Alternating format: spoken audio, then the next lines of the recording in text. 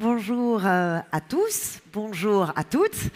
Bienvenue pour ce Think Retail 2022. Quel bonheur d'être réunis tous ensemble, en chair et en os, pour de vrai, comme disent les enfants.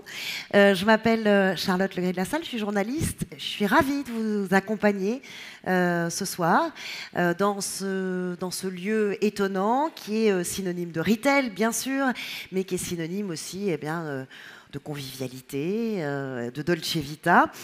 Pour cette nouvelle édition du Think Retail, les équipes de Google ont opté pour un modèle hybride. C'est le signe des temps.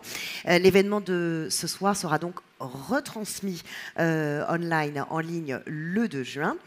Vous pouvez bien sûr partager sur les réseaux sociaux. Vous voyez derrière moi le hashtag d'aujourd'hui, évidemment, hashtag Think Retail 2022.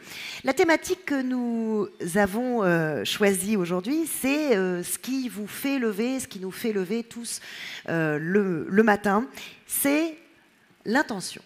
Celle de vos consommateurs, celle de vos consommatrices, celle qui signale le désir d'acheter et celle qui est évidemment capitale pour vous. Comment la comprendre, comment l'analyser, comment la capter, c'est ce que nous allons découvrir à travers des plateaux exceptionnels d'invités, clients, agences qui sont là avec nous ce soir dans l'heure qui suit. Et sans plus attendre, je vais appeler maintenant François Loviton à me rejoindre sur scène, directeur Brands and Retail chez Google. Bonjour François. Bonjour Charlotte. Ça va ? Écoute, extrêmement bien. 4e édition de ce Think Retail et on le disait, on est content de se retrouver pour de vrai, vraiment en chair et en os physiquement, ça fait du bien. Effectivement, bonjour à toutes et à tous et quel bonheur de se retrouver. Ça fait 3 ans qu'on n'a pas eu l'occasion de se voir en physique et au nom de toute l'équipe de Google qui est présente aujourd'hui, merci de votre présence physique et merci aussi à toutes celles et ceux qui sont online et qui vont nous suivre toute la semaine. C'est une vraie dose d'énergie dont on a tous besoin. On en a besoin pour se connaître, se comprendre et travailler ensemble. Pourquoi est-ce que vous avez choisi, chez Google, pourquoi est-ce que tu as choisi de mettre ce Think Retail sous le signe de l'intention cette année ? Alors c'est une très bonne question. En fait, on a tous vécu un Covid avec beaucoup d'incertitudes. Et maintenant que le Covid s'estompe, on s'est dit, bonne nouvelle, on n'a plus d'incertitudes, on revient à un monde normal. Et puis patatras, vous nous témoignez chaque jour, chacun et chacune, que l'incertitude persiste et même elle augmente. Le risque d'inflation, les problèmes de consommation, les problèmes géopolitiques. Et face à cette incertitude qui augmente, on s'est réunis chez Google et on s'est dit, en fait, il faut des points d'ancrage, il faut des socles fermes, en fait. Et les socles fermes, c'est les intentions qui, chaque jour, chaque seconde, sont sur nos plateformes par millions. Et on s'est dit qu'il fallait travailler sur ces intentions. Alors, depuis plusieurs années, on fournit déjà des outils pour lire ces intentions. Google Trends, on a aussi annoncé il y a 2 ans Inside Page dans Google Ads. Mais on s'est dit aujourd'hui, on allait mettre notre Think Retail sur l'angle des solutions pour être sûr que de l'intention, on en fasse quelque chose qui compte pour vous. Alors pour vous aider à améliorer vos parts de marché, votre rentabilité et puis aussi faire connaître votre marque. Ce qui fait que le fil rouge de ce Think Retail, c'est l'intention qui compte. Sauf que, François, l'intention, ce n'est pas un concept nouveau. On en a déjà beaucoup entendu parler. Pourquoi est-ce qu'elle est si importante aujourd'hui, particulièrement pour les retailers ? Alors, tu as entièrement raison, Charlotte. En fait, l'intention est même au cœur de la mission de Google depuis 20 ans. Mais ce qui est nouveau depuis 2 ans, c'est 3 choses. La première, c'est qu'il n'y a jamais eu autant d'intentions commerciales sur nos plateformes. Je vais juste prendre un exemple. Sur la verticale ameublement, plus 33% de requêtes en plus depuis 2019. Deuxième changement, c'est que les requêtes n'ont jamais été aussi variées et complexes. Il y a un chiffre important qu'on n'a jamais communiqué. Sais-tu chaque jour qu'il y a 15% de requêtes qui n'ont jamais été posées sur notre moteur de recherche. Alors il s'agit potentiellement d'une recherche d'un nouveau produit qui vient de sortir, d'une nouvelle tendance, mais aussi une nouvelle formulation d'une requête qu'on n'a pas vue précédemment. Et puis la troisième évolution, c'est aussi la pertinence de notre moteur de recherche qui, grâce au machine learning et l'intelligence artificielle, est beaucoup plus précis. Si on prend depuis le début de l'année, par exemple la catégorie habillement, on a 2 fois plus de clics en croissance que de requêtes.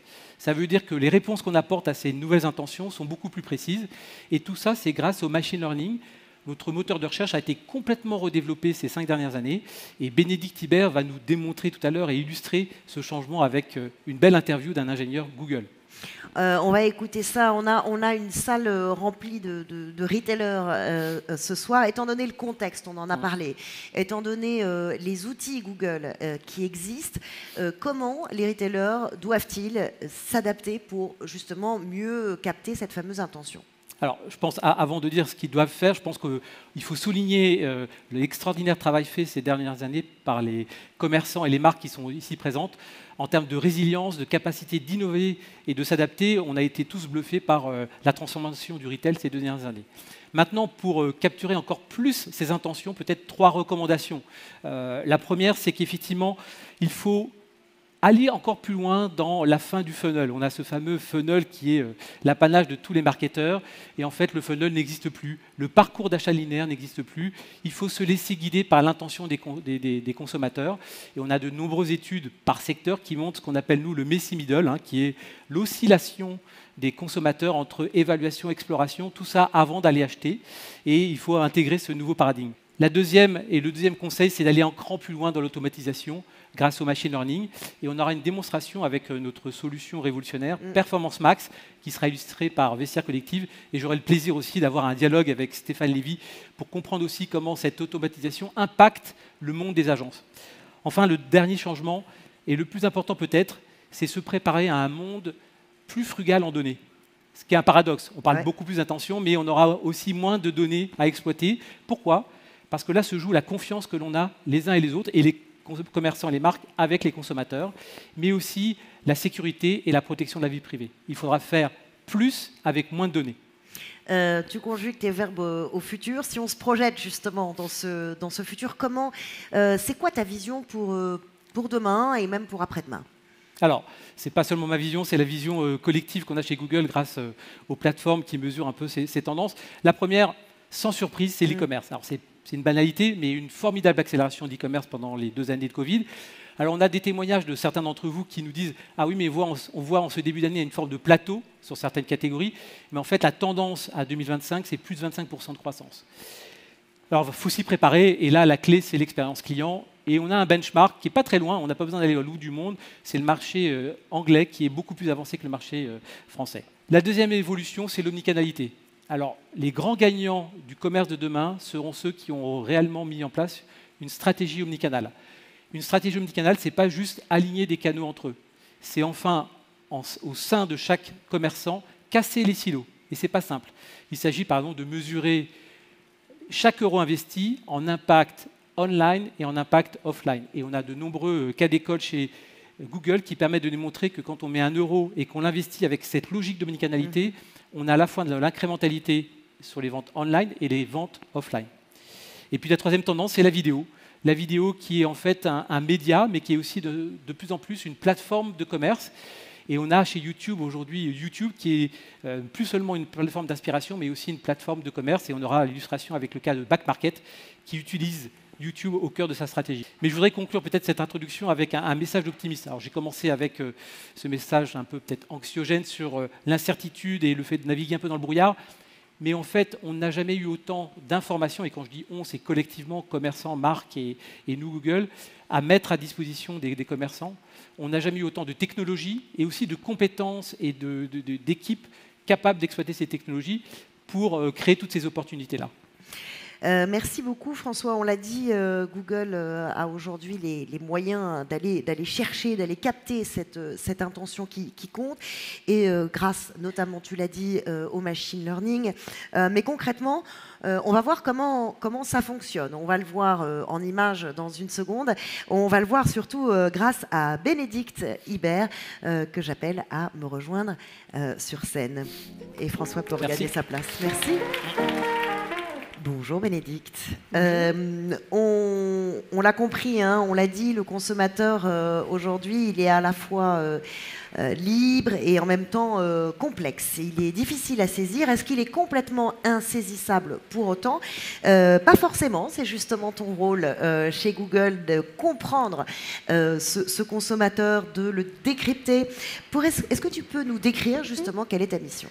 Oui, alors je suis experte en tendance consommateur chez Google. Donc l'idée, c'est que les partenaires vont venir me voir pour essayer de comprendre, de décoder ce que veulent les internautes pour y voir plus clair. Et y voir plus clair, c'est pas facile, effectivement, quand on voit le niveau d'incertitude dans lequel on est, bien sûr. Donc, par exemple, on constate aujourd'hui qu'il y a une hausse de 600% des requêtes autour de l'inflation au premier trimestre 2022. Donc on le voit clairement, les Françaises, les Français se posent des questions sur l'avenir de leur pouvoir d'achat. Et qu'est-ce qu'ils font ? Un quart d'entre eux vont aller sur le digital pour essayer justement d'anticiper, de prévoir, de voir comment est-ce qu'ils peuvent faire. Et ça, on le voit aussi sur nos plateformes. C'est-à-dire qu'on va avoir une augmentation des requêtes autour de catégories très quotidiennes comme donc la viande, on a 3% d'augmentation, les pâtes 4%, l'habillement 12%, les produits pour bébés 4% également. Donc, Alors, de plus en plus de requêtes qui sont également de plus en plus nombreuses, voire contradictoires, parfois, on l'a dit. Ça veut dire beaucoup de signaux à capter. Oui, alors c'est bien sûr une formidable chance, on va pas se le cacher, mais c'est aussi un défi, et vous le disiez, c'est parfois contradictoire, parce que nous sommes des êtres paradoxaux. Les paradoxes, on ne les lâche pas. Quand on va sur le moteur de recherche, forcément, il y a des requêtes qui sont contradictoires. Notre rôle, ça va être de prendre du recul, décoder l'intention qu'il y a derrière l'ensemble de ces fragments. Mais la question, c'est comment ? Comment on fait justement pour se servir de toutes ces informations à la fois rapidement et à la fois efficacement ? Pour ça, on a un atout fantastique qui est notre technologie. Concrètement, il y a des milliers d'ingénieurs qui chaque jour travaillent à la façonner, l'implémenter, l'optimiser, pour qu'on puisse justement vous aider à décoder cette attention, pour que vous puissiez leur apporter la meilleure réponse. Et donc j'ai eu beaucoup de chance parce que j'ai eu l'occasion d'échanger avec l'un d'entre eux, Tom, qui va nous expliquer justement comment son équipe, elle construit cette technologie, qui va être capable d'analyser un nombre de données colossal, mais aussi de faire face à la frugalité des données dont parlait François. Comment est-ce qu'on réconcilie les signaux manquants? Comment est-ce qu'on extrapole? Et je vous propose peut-être de regarder ça directement en vidéo. C'est parti. Bonjour Tom, merci d'être avec nous. Merci de m'inviter. Alors Tom, tu es ingénieur chez Google Arts and Culture, une institution à but non lucratif dont l'objectif est de rendre l'art accessible à tous et à toutes. Pour ça, vous avez des milliers de partenaires, vous êtes présents dans 70 pays et surtout, vous avez 6 millions d'artefacts à valoriser. Concrètement, quel défi ça pose d'avoir une telle masse de données? Alors effectivement, des défis, il y en a beaucoup. Comme tu l'as dit, il y a 6 millions d'artefacts. Parmi ces artefacts, il y a des choses très connues, des Frida Kahlo, des Van Gogh, bien sûr. Et puis, il y a aussi une très longue traîne de documents, d'objets qui sont faiblement annotés. Donc, on a un problème de métadonnées parcellaires ou manquantes qui fait que, concrètement, ces documents sont difficiles à trouver, tout simplement sur la plateforme et sur Internet. C'est hyper intéressant parce que tu vois, on a des métiers qui sont très différents, on est dans des domaines différents et pourtant je vois vraiment des parallèles avec nous, ce qu'on a à gérer comme problématique. Nos enseignes, elles ont elles aussi un catalogue incroyable avec des millions de références et elles sont pas toutes annotées de la même façon, il n'y a pas toutes la même qualité de métadonnées. Comment vous faites concrètement? Comment vous utilisez la technologie pour augmenter ces informations? Alors bien sûr, il y a plusieurs façons, plusieurs techniques. Pour te donner un exemple très concret, un projet qu'on a fait quelques années avec la collection Time Life, qui est une collection de photographies journalistes qui contient plus de 2 millions de photographies, qui est très très faiblement annotée pour la plupart. Il y a juste un titre ou une date ou le nom du photographe. Et pour ça, on a utilisé des modèles de machine learning qui nous ont servi à annoter ce que décrivent les photographies, ce que contiennent les photographies, les objets, etc., pour les rendre plus facilement découvrables et les faire valoriser dans la plateforme. Par exemple, maintenant, on sait que parmi les 2 millions de photographies, il y en a 30 000 qui contiennent un chapeau et qu'il y a 8 fois plus de chapeaux de cow-boy que de chapeaux melons dans la collection Time Life. Incroyable.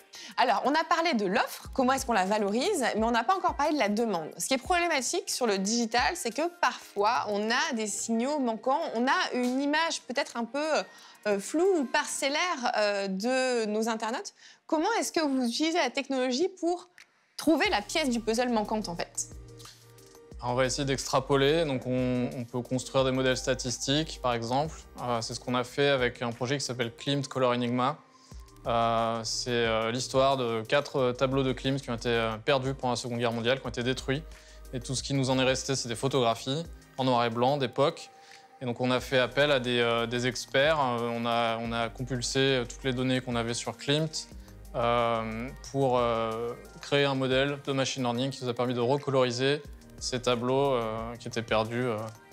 Vous déterrez des trésors, vous ramenez à la vie des trésors, c'est assez incroyable. Est-ce qu'il y a d'autres découvertes que vous avez pu faire au cours de vos expérimentations? Oui, une des missions de Google Arts and Culture, c'est de mettre la technologie au service de ces contenus culturels. Et souvent, ça passe par des explorations et des nouvelles corrélations, des choses des liens qu'on essaye de créer qui ne sont pas forcément visibles ou connus. Par exemple, on a un projet qui s'appelle Runway Palette qu'on a fait avec un partenaire Business of Fashion qui nous a fourni 300 000, je crois, photos de défilés de mode de différents créateurs de différentes collections, différentes saisons. Et nous, on a utilisé un algorithme de réduction de dimension qui s'appelle TSNE qui permet en fait de créer une carte. Et là, c'est une carte qui va grouper toutes ces photographies par proximité de palettes de couleurs. Et donc c'est comme ça qu'on peut, par exemple, découvrir des rapprochements assez inattendus entre deux créateurs de collections, etc. Peut-être en déduire des influences ou ce genre de choses. C'est hyper intéressant parce que même si je suis plus loin que toi des défilés de mode, je vois vraiment des parallèles entre nous, ce qu'on a à faire. Et c'est vrai qu'en fait, on a un point commun qui est très clair, c'est la technologie et comment est-ce qu'on la met au service de nos partenaires. Tu vois, quand tu me parles de nouvelles façons de naviguer, moi, ça me fait vraiment penser à des produits comme Multisearch, où, je ne sais pas si tu connais, mais tu vas aller prendre une photo dans la rue d'une robe qui te plaît, tu vas avoir les références qui ressemblent, tu vas pouvoir affiner tout ça en disant je veux la bleue, je veux la verte, donc c'est absolument fascinant. Et c'est vraiment ce qu'on essaye de faire, nous aussi, intégrer cette technologie dans le search, dans YouTube, pour qu'on puisse en faire bénéficier nos partenaires. Merci Tom de nous avoir partagé un peu de la magie de ton quotidien. Avec plaisir. À bientôt. À bientôt.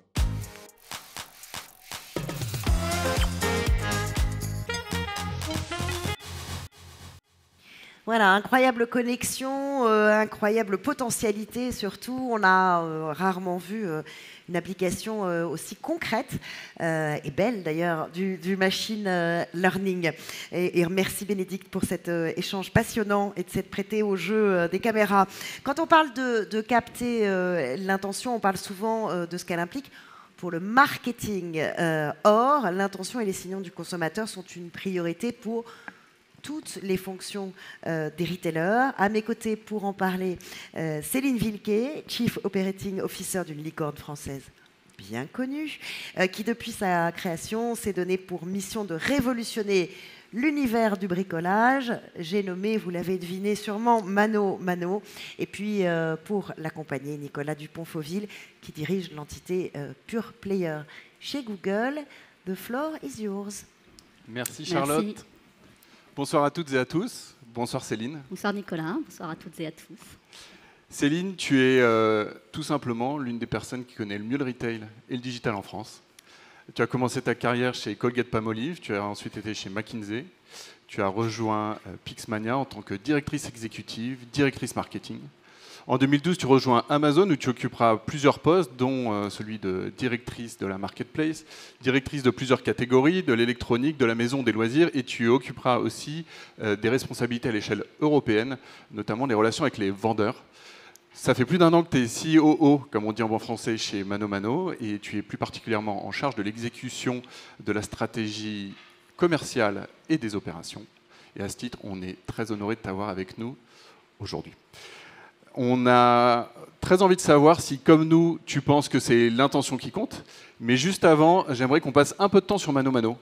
Vos prises de parole sont assez rares, en réalité. Et on aimerait en savoir un peu plus sur cette belle licorne qui est devenue totalement iconique dans l'écosystème français. Mano Mano, on va commencer par qu'est-ce qu'on fait. Donc, on est le spécialiste européen du bricolage, de la maison et du jardin en Europe.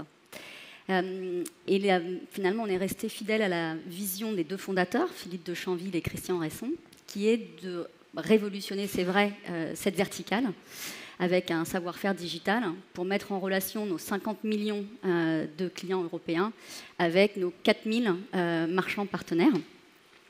En chiffres, on a dépassé la barre du milliard de volume d'affaires dès 2020. On opère sur 6 pays européens, Donc voilà, c'est une licorne française mais européenne. On a 1000 employés aujourd'hui répartis dans nos plusieurs pays européens. Et en termes de vision de où on veut aller, on l'a parlé, on est encore en France et particulièrement en France, mais aussi à l'Europe, le marché du bricolage et maison reste encore très peu digitalisé. Sur notre marché des particuliers, mano mano, on a un marché de 200 milliards à l'Europe qui s'est fortement digitalisé avec le Covid, certes, mais qui reste encore faiblement digitalisé. Donc on a, nous, des très belles opportunités de croissance sur ce marché B2C. On adresse également avec Mano Mano Pro nos professionnels, le B2B. Là, c'est un marché de 400 milliards au niveau européen. Et là aussi, encore moins digitalisé, donc on a beaucoup de choses à faire. Et une des choses qui nous tient particulièrement à cœur, c'est de faire cette croissance de manière la plus vertueuse et durable possible. Et ça, en le faisant avec nos clients, nos partenaires, nos marques, dans cet écosystème. Des chiffres totalement vertigineux. Peut-être avec cette grande expérience que tu as du retail, une singularité de Mano Mano que tu aurais envie de mettre en valeur ce soir? Oui, c'est des choses qui sont effectivement un modèle qui est très spécifique et assez unique même dans le monde en fait. La première chose, c'est que c'est une pure marketplace. Donc au départ, on a expliqué que ça ne marcherait jamais, parce qu'un modèle pure marketplace, c'était voué à l'échec. Donc on est content de démontrer qu'on a parfois raison de ne pas écouter et de croire. Donc ça, c'est important parce qu'aujourd'hui, on n'est pas, nous, en conflit avec nos marchands partenaires ou nos marques, avec notre activité retail. On est vraiment dans un mode de partenariat pour développer leur activité. Et ça nous donne une grande liberté et un vrai sens du partenariat long terme. L'autre chose qui est spécifique, c'est qu'on est un spécialiste.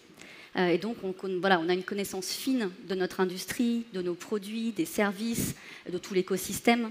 Il y a beaucoup d'enjeux aussi légaux. On en a parlé de certains qui sont communs à nous tous, mais on en a des spécifiques. Et donc, cette spécialité, d'être très spécialisé dans une verticale, c'est aussi un des éléments singuliers de notre modèle. Et le troisième, qui est pour le coup aussi très spécifique et un vrai parti pris, c'est qu'on est un modèle de marketplace spécifique, sélectif. C'est-à-dire qu'on choisit avec qui on travaille. En termes de partenaires. Vous ne pouvez pas vous enregistrer en termes de partenaires sur Mano Mano comme cela. C'est un vrai choix. C'est très important parce qu'on veut s'inscrire dans la durée de manière responsable et pour ça, on veut choisir avec qui on travaille, partager les mêmes valeurs et développer une relation humaine. Et ça, c'est aussi un élément de singularité chez Mano Mano, c'est qu'on parle tous les jours à nos partenaires avec nos équipes.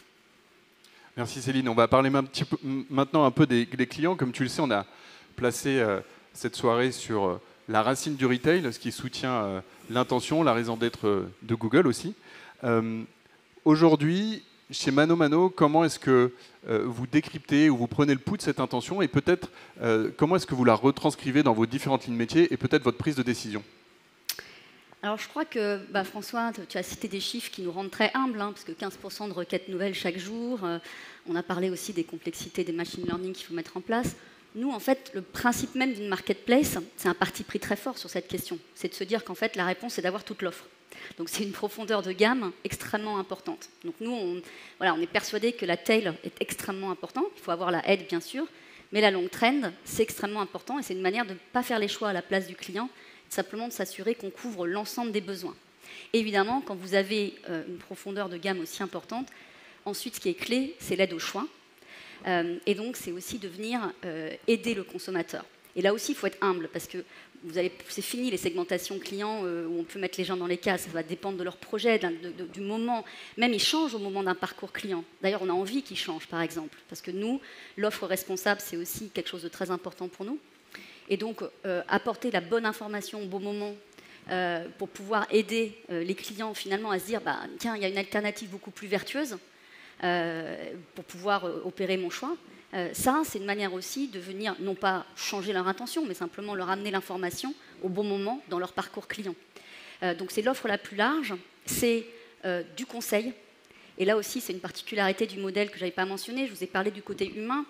On croit beaucoup aux algorithmes, on investit beaucoup dans le machine learning, la data science, etc. C'est extrêmement important. Mais on croit aussi beaucoup à l'humain. C'est notre côté hybride à nous, parce que nous, on n'est pas omnicanal.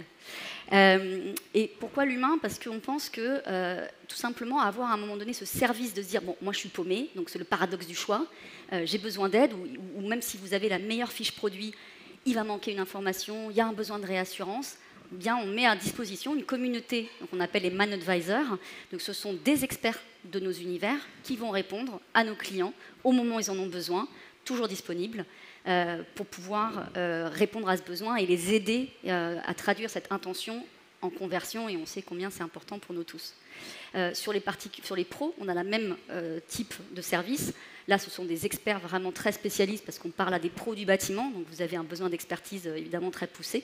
Mais là aussi, on investit beaucoup sur l'humain, même en digital, et on est convaincus, nous, dans notre verticale, qui certes est une verticale assez technique finalement, de l'importance de cet élément-là.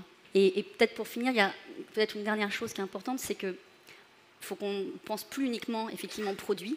Donc on a beaucoup réfléchi à requête produit, offre, j'en ai parlé. Mais finalement, dans notre univers, mais je pense dans beaucoup d'univers, il faut réfléchir projet.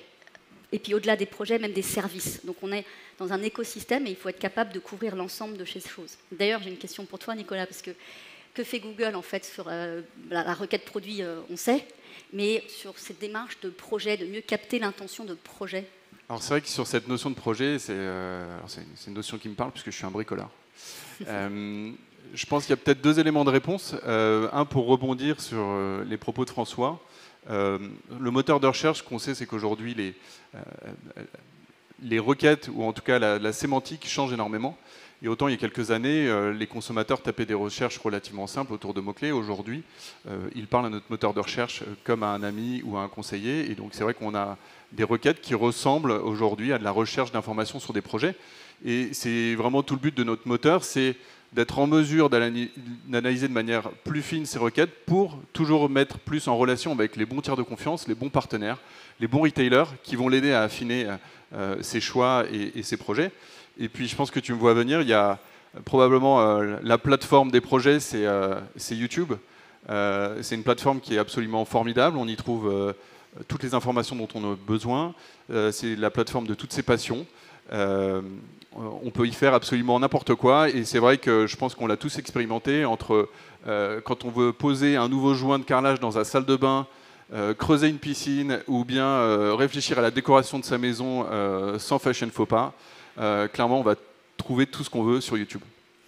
Et je pense que tu as raison, c'est important cette notion de projet. Et il y a deux choses qu'il faut qu'on reprenne nous en tant que retailer, c'est les clés d'entrée et des parcours clients qui sont adaptés au projet aussi, c'est très important. Pensez encore une fois à cette notion de service. Pensez aussi à la complémentarité de l'acte d'achat, parce que quand tu achètes le carrelage, quel colle, donc qu'est-ce qui est compatible, pas compatible. Tout ça avec nos bases d'informations et de produits qui sont gigantesques, c'est des challenges évidemment techniques très, très importants. Mais c'est effectivement là-dessus qu'il faut qu'on continue à s'améliorer, je pense tous, parce que je pense que ce n'est pas spécifique au bricolage ou à la maison, mais c'est des choses qui sont assez intéressantes effectivement à continuer à creuser. Par exemple, on a récemment créé des espaces projets par pièce, par exemple. Donc c'est des nouvelles manières, des nouveaux parcours pour mieux capter l'intention des clients et leurs besoins. Absolument. Je te propose, Céline, pour conclure notre propos, qu'on aille sur une série de partis pris. On sait que souvent le succès de retailer réside sur des partis pris qui sont forts et on aimerait bien avoir ta vision flash sur les partis pris de Mano Mano. Premier parti pris, tu as déjà un peu répondu, mais assortiment infini ou sélection? Alors, assortiment infini, mais sélection des partenaires. Voilà, pour maîtriser la qualité de l'offre et encore une fois créer des partenariats long terme. En numéro 2, créateur de désir ou accompagnateur du besoin? Alors nous, on est humble sur nos catégories, on est plutôt accompagnateur du besoin. En revanche, sur ce côté responsable dont j'ai parlé, je pense qu'il faut qu'on soit révélateur de besoins. On a un vrai rôle à jouer. Il faut donc on travaille sur l'offre responsable, mais pas que. Il y aura d'autres interventions sur ces sujets, mais là, il faut qu'on soit révélateur. 100% digital at scale ou une touche de local? 100% digital at scale. Notre touche de local, elle est dans nos pays. Il n'y a pas de consommateurs européens, ça ne veut rien dire. Il n'y a que des consommateurs dans chaque pays. C'est une offre qui doit être localisée, des services localisés, des moyens de paiement localisés, des moyens de transport localisés. On n'en a pas du tout parlé, mais évidemment, l'intention d'achat, c'est bien. Mais l'excellence opérationnelle dans la manière, c'est l'autre casquette qui parle de mon job, sur les opérations, mais être capable de répondre. Les consommateurs sont de plus en plus exigeants sur la fiabilité, la rapidité de livraison. On peut décréter que ce n'est pas bien, mais la réalité, c'est que c'est un fait aujourd'hui. Donc rapide, fiable, efficace, un service client irréprochable. Et ça, c'est des investissements techniques et humains qui sont évidemment très importants. Et enfin, sur la consommation responsable, choix d'entreprise ou choix du consommateur? Pour nous, c'est un devoir d'entreprise, mais un choix des consommateurs. On ne doit pas être moralisateur, on n'est pas là pour donner des leçons à nos clients. En revanche, on a un peu plus envie de le faire dans notre industrie, parce qu'aujourd'hui, l'information n'est pas forcément disponible, elle n'est pas structurée, elle n'est pas forcément disponible. Il faut qu'on aille la chercher en partenariat avec les marques, avec nos partenaires. Il faut qu'on les accompagne. Et nous, notre volonté, c'est de pouvoir structurer cette information de manière, encore une fois, à pouvoir la donner au client pour que lui, ensuite, fasse un choix, mais éduqué, pour, on l'espère, s'orienter vers des choix plus vertueux. Par exemple, ça va être l'origine du produit, quelle est la composition en matériaux, le niveau de recyclabilité, et puis pas mal de labels, etc. Devoir d'entreprise, choix du consommateur. On va rester sur cette phrase forte qui résonne, je pense, pour toutes et tous. Encore un grand merci, Céline, pour ta présence à nos côtés. Merci pour l'invitation.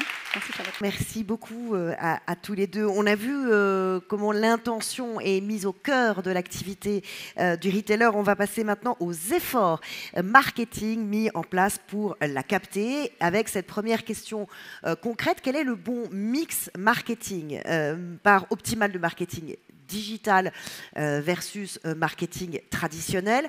C'est la question à laquelle se sont attelés le cabinet Analytic Partners et l'équipe Market Insights Google. Je vous propose maintenant d'écouter Tiffaine Guabo qui dirige l'équipe Market Insights pour l'Europe du Sud.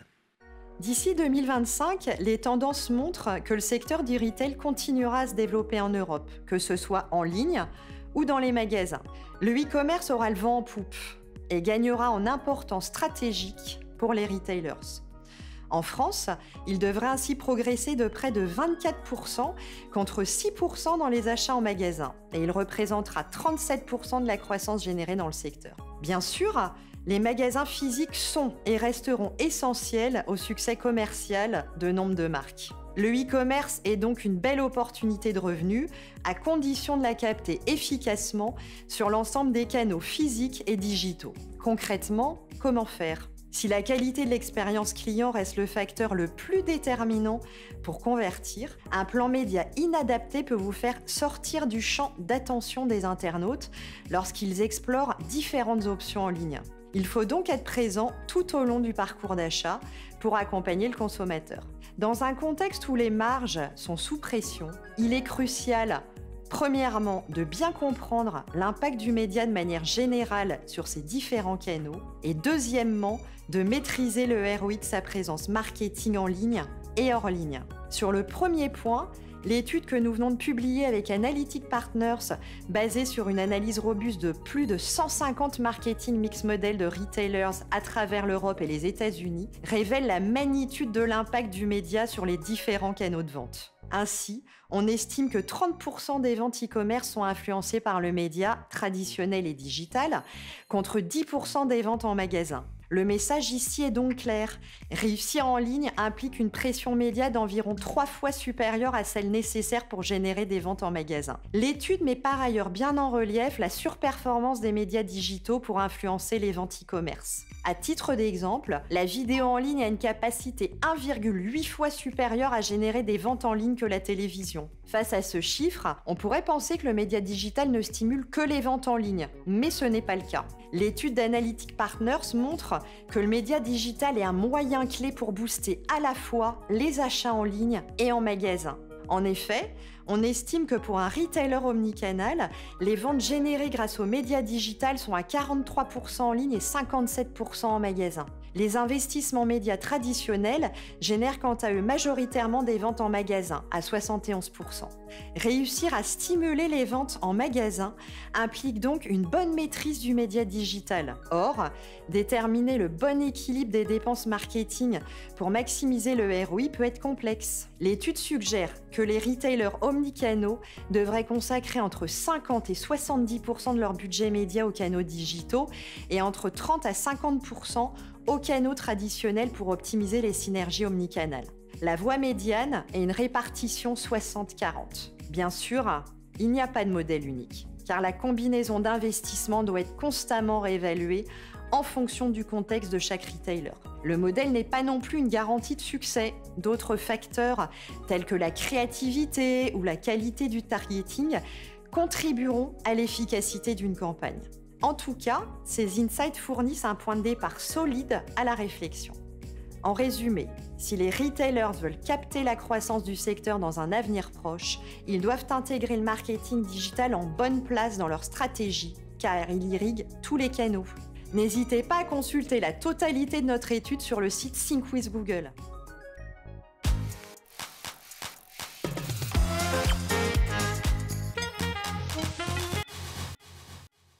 Voilà, un subtil équilibre à réévaluer sans cesse, trouver la bonne place. Une fois qu'on a dit ça, quelles sont les solutions publicitaires qui fonctionnent pour capter efficacement cette intention des consommateurs dont on parle aujourd'hui? Pour y répondre, nous avons fait appel à 3 marques incontournables qui ont accepté de partager leur retour d'expérience et de se prêter au jeu des caméras. Et d'ailleurs, on les remercie chaleureusement. La première, c'est une autre licorne française après Mano Mano. Autre licorne qui conjugue à la fois de fortes ambitions à l'international, une approche profondément héroïste et un angle fort, celui de la responsabilité. J'ai nommé Vestiaire Collective et je vous propose d'écouter le témoignage d'Alexandre Breillot, Head of Performance Marketing. C'est parti.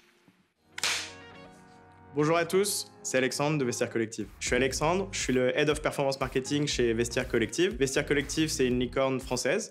On est une marketplace de vente entre particuliers de vêtements, accessoires de luxe de seconde main. On a la chance d'avoir une immense communauté de plus de 11 millions d'utilisateurs à travers le monde et cette communauté continue de grandir. On a fait une levée de fonds fin d'année dernière pour soutenir notre croissance et nos ambitions futures de croissance. On a recruté 150 nouveaux collaborateurs depuis le début de l'année et on s'apprête à se lancer en Corée en juin, ce qui est hyper excitant.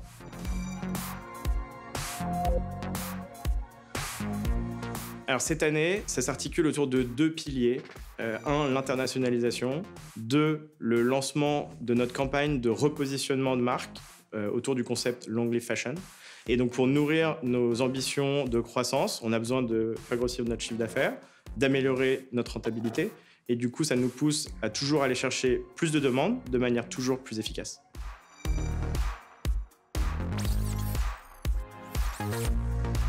Très bonne question.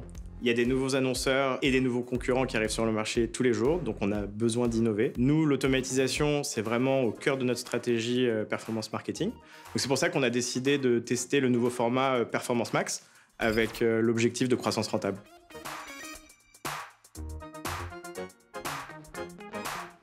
Performance Max, pour moi, c'est l'automatisation, machine learning au cœur de l'optimisation sur les budgets, sur les créas, sur les audiences. C'est la customisation. On peut vraiment régler tous les paramètres pour coller au plus proche de nos objectifs. Et enfin, le reach pour le côté multi-inventaire.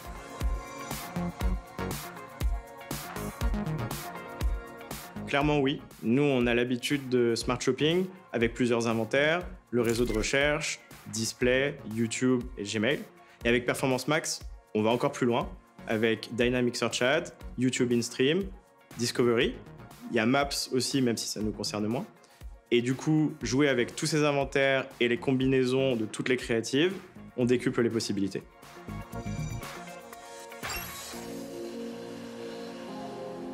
Oui, on est très content, même si c'est jamais facile de venir modifier une stratégie gagnante, parce que nous, on fonctionne beaucoup sur Smart Shopping. Mais du coup, on a testé sur un marché cible de transférer une partie de notre budget Smart Shopping sur Performance Max. Du coup, on a quand même vu une augmentation de 38% de notre chiffre d'affaires, avec des dépenses à peu près similaires. Et donc, on se parle quand même de 34% d'augmentation du ROI.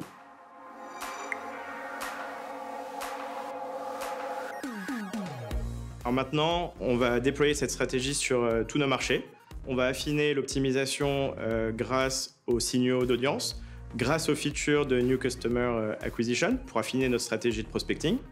Et du coup, ça va nous dégager beaucoup plus de temps pour réfléchir à la stratégie et aux optimisations créatives.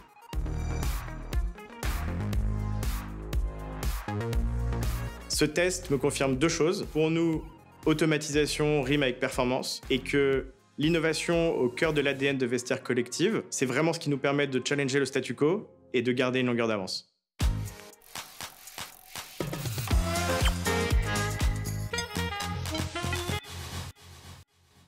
Voilà, on garde une longueur d'avance, on décuple les possibilités. On va maintenant se tourner vers un autre type d'acteurs, les retailers omni-canaux. Vous l'avez sans doute deviné, on va parler d'un autre outil, OmniBidding, cette solution qui permet d'implémenter le pilotage marketing véritablement omnicanal en intégrant la donnée magasin. Illustration avec Castorama. Pourquoi? Parce que c'est un acteur leader de la maison qui, pour faire face à l'explosion de l'e-commerce, tout en s'appuyant sur son fort ancrage local, eh bien, a profondément revu son approche marketing ces 2 dernières années. Et c'est Romain Rouleau, directeur marketing de l'enseigne, que l'on va écouter tout de suite ensemble. Salut Romain, merci de nous accueillir ici au Castorama de Bondues dans la région lilloise. Quelques mois avant la crise sanitaire, tu rejoignais Castorama en tant que directeur marketing digital et client. 2 années et demie se sont écoulées. Qu'est-ce qui a changé pour Castorama et pour toi par rapport aux convictions que tu as maintenant, aujourd'hui, sur l'omnicanalité? J'ai vécu une période assez particulière parce que je suis arrivé en août 2019. Environ 7-8 mois après est arrivée la première crise du Covid, un chamboulement pour tout le monde. Et dans cette logique de transformation et d'omnicanalité qui était un enjeu important pour les retailers, c'était une période absolument dingue, complètement accélérée, avec une multiplication folle en 2 ans et demi de 4 fois nos ventes e-commerce. Et on peut dire, grosso modo, qu'on a atteint ce qu'on devait atteindre 3 ans plus tôt que ce qui était prévu. Donc c'est une période un peu particulière, évidemment très compliquée pour les Français, pour les Européens, mais par rapport à la transformation qui est très accélérée. On l'a fait évidemment avec l'accompagnement des équipes Google, des équipes Waze. Quelques exemples, les campagnes LIA qui nous permettaient notamment de lier la recherche online avec la recherche du stock dans le magasin préféré du client, et avec les équipes Waze, puisqu'on a 92 magasins répartis dans toute la France. Nos clients majoritairement viennent en voiture dans nos magasins, et donc arriver à les capter lorsqu'ils sont sur leur chemin pour leur pousser la bonne offre au bon moment était un enjeu clé et un accompagnement de la transformation et de l'omnicanalité. Nous sommes ici dans le rayon cuisine, qui est une catégorie qui est très omnicanale. Tu as l'ambition d'accélérer la transformation omnicanale de Castorama grâce au marketing, et ta conviction, c'est que ça passe par un pilotage média omnicanal, justement. Est-ce que tu peux nous expliquer pourquoi c'est un moyen pour Castorama de faire la différence, et où en êtes-vous à date sur ce sujet-là? On est sur une activité, l'amélioration de la maison, le DIY, qui se compose en 2 blocs. Des achats très transactionnels, très simples, qui peuvent se faire massivement en ligne, et des achats plus complexes qui sont liés à des projets avec une logique de repos long et dans lequel l'inspiration et le parcours, le passage du on et du off sont assez complexes. Donc on a besoin de mesurer et surtout de sentir le moment de recherche, qu'il soit online ou qu'il soit offline, pour amener où? Dans un achat en magasin, dans un achat en ligne, mais également potentiellement dans nos centres de vente à distance. On a des agents qui aujourd'hui vendent des cuisines complètement à distance.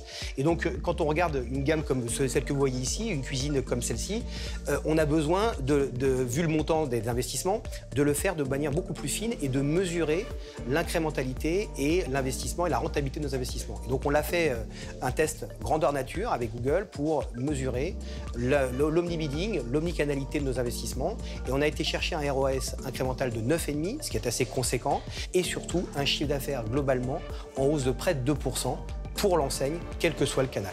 Alors Romain, sur la base de ces super résultats, est-ce que tu pourrais nous expliquer quelles sont les prochaines étapes de la transformation omnicanale de Castorama et surtout les clés pour tenir ce cap?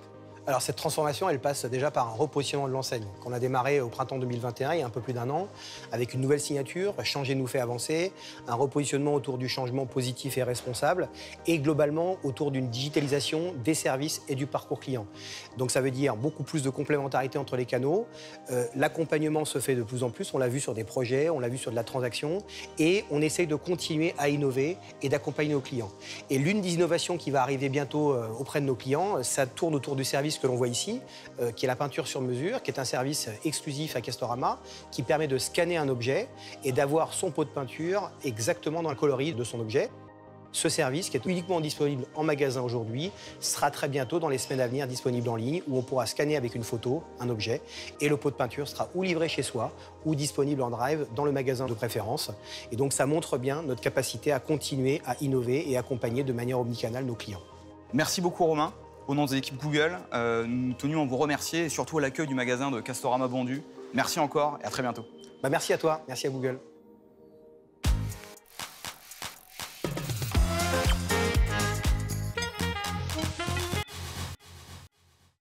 innover, accompagner de manière omnicanale nos clients. On vient de voir 2 déclinaisons ensemble de machine learning appliquées à des business models radicalement différents, c'est-à-dire 2 façons d'aller chercher cette fameuse intention de manière la plus efficace possible. Si elles sont dans la continuité de solutions qui existaient déjà, comme Smart Shopping Campaign, ces 2 solutions représentent pour autant un changement significatif pour les annonceurs, mais aussi pour les agences qui les accompagnent. Et pour en discuter, eh bien, François, tu es revenu sur scène aux côtés de Stéphane Lévy, président de l'agence Labellium. Et je vous laisse la scène. Merci Charlotte. Bonjour Stéphane. Bonjour François, bonjour à toutes, bonjour à tous. Merci beaucoup d'avoir accepté cette invitation. Merci de m'accueillir. Je voulais commencer par une petite question. D'abord, comment vas-tu? Très bien. Très bien. Un joli lieu comme ça, se retrouver tous ensemble, soit pas à travers un écran, vraiment un bonheur. Fait du bien. Ça fait vraiment du bien. Alors, tu es fondateur de Labellium et tu es aussi président de ce groupe incroyable, une agence de performance digitale internationale. Là, on va essayer de parler un petit peu du métier de l'agence qui a fortement évolué depuis 10 ans. Il y a eu l'évolution du consommateur, l'évolution de la réglementation et puis l'évolution de la technologie. Et je voudrais peut-être focuser un petit peu plus la discussion sur peut-être un exemple concret. On parle de Performance Max, qui est un produit nouveau, une vraie révolution quelque part. Et je voulais savoir comment une agence comme Labellium appréhende cette arrivée d'un nouveau produit. Côté Performance Max, ça a été différent un peu, des sentiments qu'on a vus dans les vidéos, tout le monde a l'air très content. Côté agence, on a eu très peur en fait. Au moment de l'annonce de Performance Max il y a 1 an, il y avait environ 600 personnes chez Labellium, 200 personnes qui géraient du search, et on s'est dit mince, qu'est-ce qu'ils vont devenir? Spoiler alert, maintenant on a à peu près 1000 personnes 1 an après, donc tout s'est bien terminé, mais il y avait vraiment l'inquiétude qui prédominait avant tout. D'accord. Et côté annonceur? Côté annonceur, apparemment très heureux, mais avant d'être très heureux, il y a d'abord eu de la colère. Je vais dire colère, ils vous ont insulté en fait. Non, il faut être concret, c'était vraiment un sentiment de colère. J'ai essayé de traduire pourquoi cette colère. Je pense que c'est la perte d'un acquis social marketing, où c'est vrai que Google est arrivé en France avec cette promesse de tu peux choisir tes ciblages en tant que marketeur, tu peux choisir ta créa, tu peux choisir ta page d'arrivée, et si tu fais plaisir aux consommateurs, tu paieras moins cher et tu seras plus diffusé. Performance Max arrive, tout cet acquis social, finalement, on nous le retire. Donc, à mon avis, une frustration. Deuxième réaction après la colère, l'avarice. L'avarice, pourquoi? J'aime bien dire que finalement, Google, c'est la Formule 1 de l'acquisition. Formule 1 de l'acquisition avec une vraie égalité des chances que tout le monde avait la même Formule 1. Ce qui veut dire que monsieur et madame Tillet, c'était l'épicier à côté de chez moi quand j'étais petit à Athis-Mons, pouvaient être juste à côté de Carrefour au niveau des annonces Google, simplement parce qu'ils avaient bien compris la méthodologie. Avec Performance Max, finalement, le message qui passe, c'est plus besoin de pilote automatique. Donc avant, le rôle de l'annonceur, c'était de trouver le meilleur pilote possible. Grâce à Performance Max, plus besoin de pilote. Et donc l'avarice est arrivée, on va faire des économies, on va couper le pilote, que ce soit l'agence ou l'équipe interne. Après, il y a une certaine prise de recul, et la prise de recul, c'était finalement de dire, mais on a tous la même voiture, mais maintenant on a tous le même pilote automatique. Et si on a tous le même pilote automatique, les différences vont se faire sur tout ce qui se passe à côté. Un peu à l'image d'une écurie de Formule 1, on va devoir se concentrer sur la qualité du flux, par exemple. On va devoir se concentrer sur les informations qu'on va partager au niveau audience, quel est le choix des conversions à faire. Donc le métier a totalement changé. D'accord. Et du coup, ça a conduit Labellium, d'un point de vue organisationnel, à faire quel changement? Comment vous avez appréhendé cet aspect-là? Je pense que les plus gros changements ont été côté annonceur, en fait. Performance Max, à partir du moment où tu as un pilote automatique, il y a une règle qui est importante, il ne faut pas mentir à son pilote. Si vous mentez au pilote, vous ne serez pas le premier à la liste sur la ligne d'arrivée. Ça impacte grandement l'organisation. Je vais donner des exemples concrets. Quand j'ai un rendez-vous chez un client retailer et je lui dis on va activer le store visit, tu vas voir, c'est génial, et que la réponse est je suis hyper emmerdé en fait, parce que imagine, ça fonctionne, on va me retirer mes budgets, on va le donner au marketing physique. Ça, c'est un vrai problème. Identiquement, à partir du moment où tu es sur un système automatisé, plus les flux sont importants, plus la qualité des flux est là et plus le temps réel est là, plus ça va fonctionner. Un gros problème, souvent, c'est la position dogmatique de certaines personnes. Je ne veux pas partager mes données avec Google, je ne veux pas partager mes données clients avec Google. Vous pouvez faire ça, c'est mentir à votre pilote, et votre pilote automatique va aller au plus simple, et donc finalement, essayer d'aller chercher des clients avant tout, puisqu'il ne sait pas ce qu'est un client, ce qui est un non-client. Et après, la dernière contrainte, je pense, en dehors de la problématique organisationnelle et de la problématique plus de position dogmatique, ça va être les freins techniques. Si vous voulez que Google vous rapporte de la marge, il faut pouvoir communiquer votre marge en temps réel à Google. J'ai beaucoup de clients qui sont dans la capacité aujourd'hui de donner leur marge à Google. Et donc, le pilote automatique va aller au plus simple et vendre des produits avec des moindres marges. Identiquement, si vous n'êtes pas capable de donner les données de retour à Google, Google va aller chercher monsieur ou madame Michu qui commande 5 paires de bottes et qui vont envoyer 4. Mais comme vous envoyez juste l'information du chiffre d'affaires, mais pas le retour au niveau des produits retournés, justement, le bidder, lui, va se concentrer sur ce panier moyen qui a l'air colossal.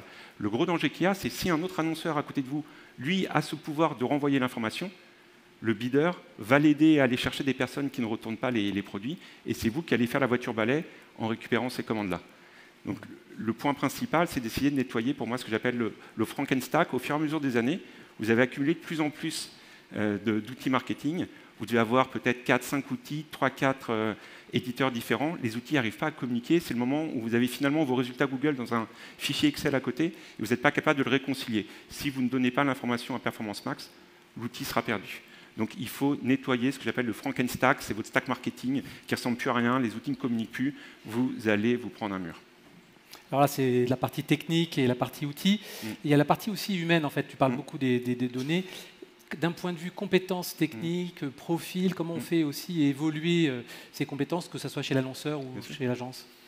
Je pense que si tu dois faire une annonce sur LinkedIn pour recruter une personne en charge du Performance Max, ça va être « Bonjour, nous recherchons aujourd'hui notre nouveau responsable Performance Max. Les compétences nécessaires sont… » Et là, tu vas avoir un inventaire à l'après-vert, parce que pour faire finalement un bon Performance Max, on va devoir maîtriser le référencement naturel, l'ergonomie, la maîtrise des flux produits, des flux de pages, des flux Google My Business.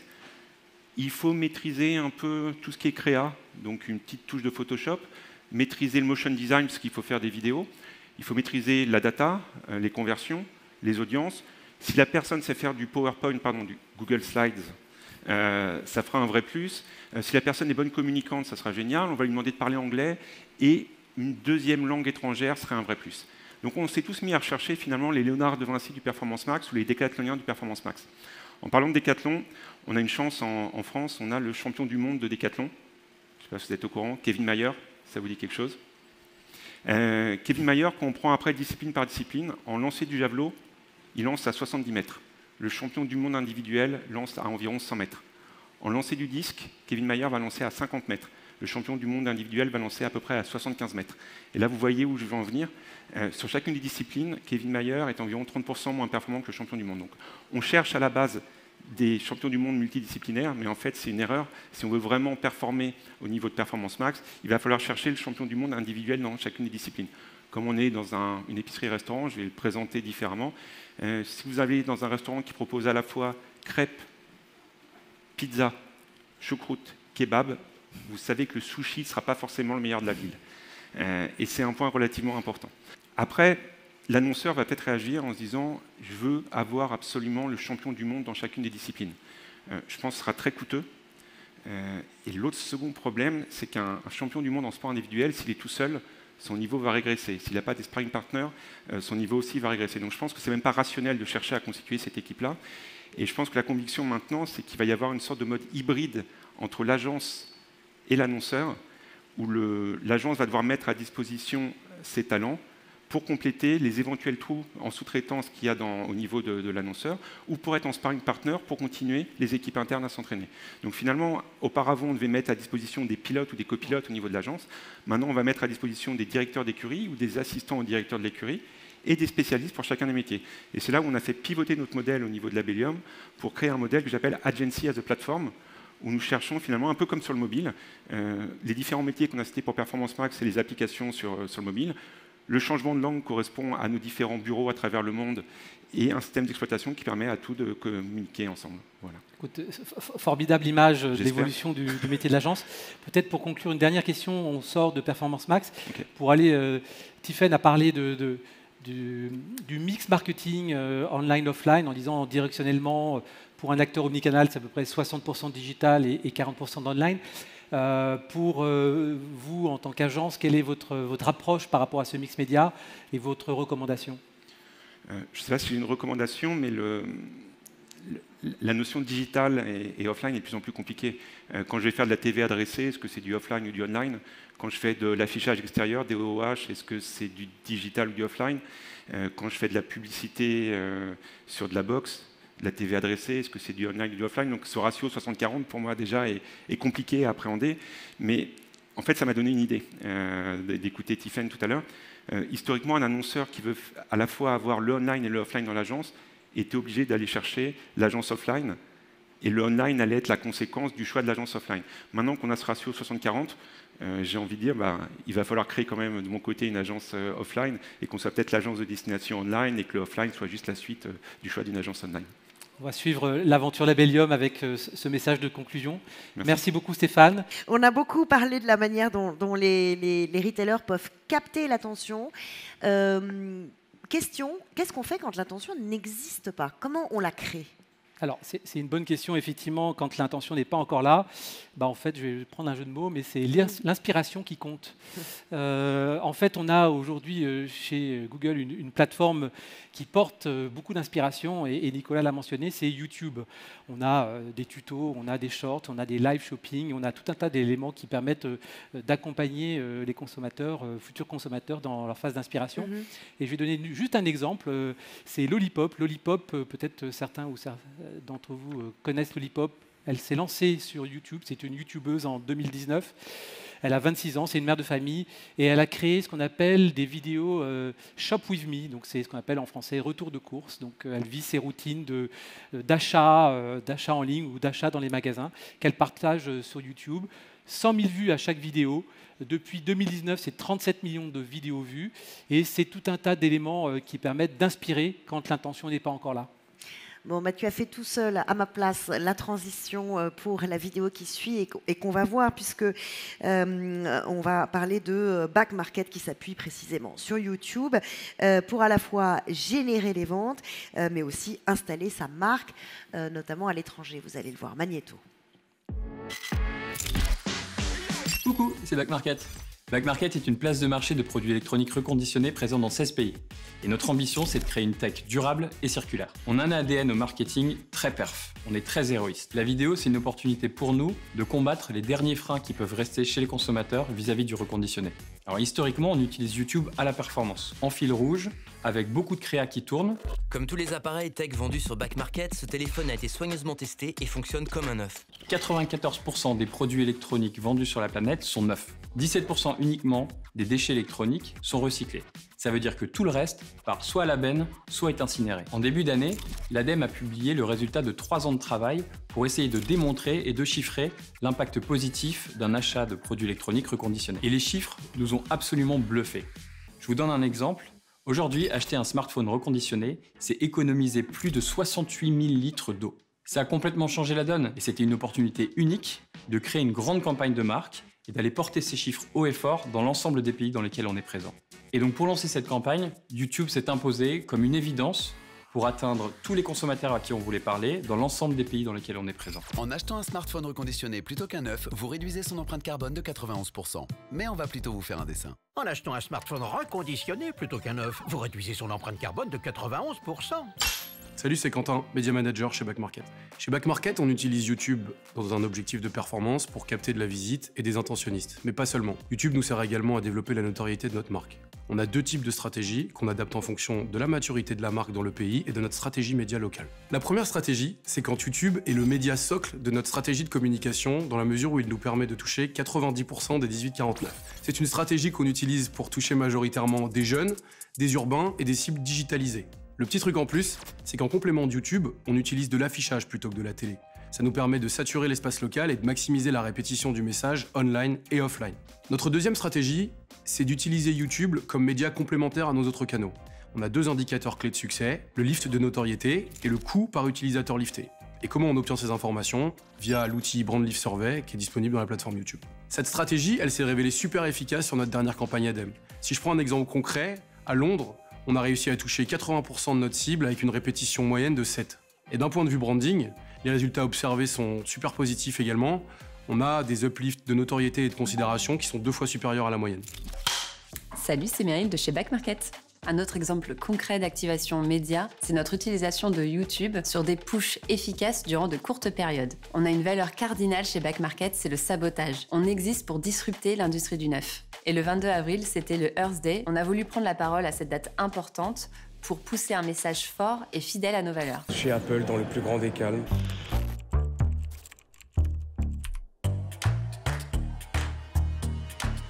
Qu'est-ce que c'est? C'est quoi ça? Mais non. Le même téléphone, pas cher, et en plus de ça, la démarche fait du bien à la planète. L'objectif de la campagne était de maximiser le reach le jour de Earth Day, puis de générer de l'engagement et de la viralité autour d'une audience cible tech et green en France, au UK et en Allemagne. On voulait absolument utiliser le masthead pour atteindre notre objectif de reach. D'ailleurs, à noter les résultats impressionnants sur la Connected TV, 50% des impressions proviennent de cet appareil et le taux d'engagement est bien supérieur aux autres. Avec une vidéo aussi longue, il était primordial que notre campagne soit vue à 100% par le maximum de personnes. Et le résultat est au rendez-vous. 40 millions d'impressions, tous pays confondus, un taux de vue de 40% et un tiers des utilisateurs qui ont visionné notre vidéo jusqu'au bout, et d'excellents retours dans les commentaires YouTube. En somme, YouTube, c'est notre meilleur allié pour combattre le neuf, créer une marque internationale, tout en gardant notre ADN de performance.